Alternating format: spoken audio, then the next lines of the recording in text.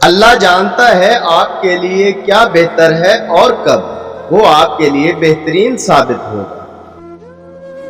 ہر مسئلے کا حل صبر اور استغفار میں ہے۔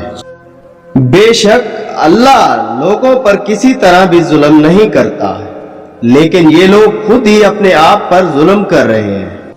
کبھی اپنی زبان سے کسی کے عیب بیان نہ کرو، کیونکہ عیب تم میں بھی ہے اور زبان لوگوں کی بھی ہے۔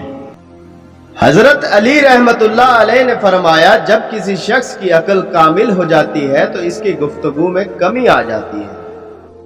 جو ظلم کے ذریعے عزت چاہتا ہے، اللہ اسے انصاف کے ذریعے ذلیل کرتا ہے۔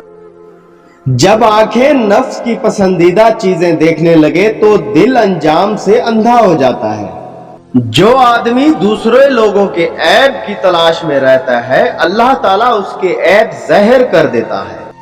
مصیبت میں پھنسا ہوا انسان بہتر ہے کہ اسے مالک یاد رہے، اس امن سے جو اسے بے فکر اور سرکش بنا دے۔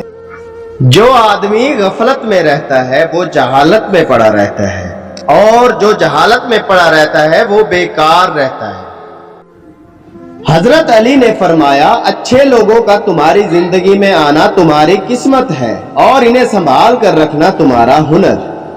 کسی کی پہچان علم سے نہیں ہوتی بلکہ ادب سے ہوتی ہے، کیونکہ علم تو ابلیس کے پاس بھی بہت تھا لیکن وہ ادب سے محروم تھا۔ خاموشی سمندر ہے اور گفتگو نہر کی طرح ہے۔ تجھے سمندر تلاش کر رہا ہے، تو نہر کی تلاش نہ کر۔ لوگوں کے عیبوں سے اس طرح غافل ہو جاؤ جیسے سوتے وقت تم دنیا سے غافل ہو جاتے ہو۔ خاموش رہو، صرف خدا ہی تمہارے دل کا بوجھ ہلکا کر سکتا ہے۔